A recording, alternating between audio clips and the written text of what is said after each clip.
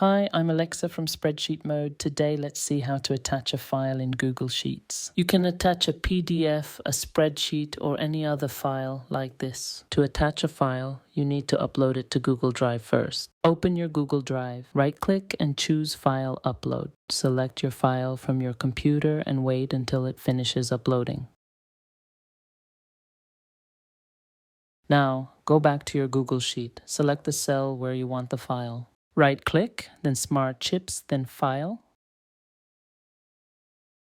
Start typing the file name, and Google will suggest files from your drive.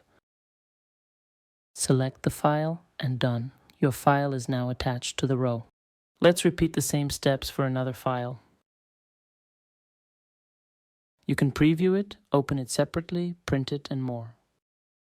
This is an easy way to link your files and never lose them again. Thanks for watching.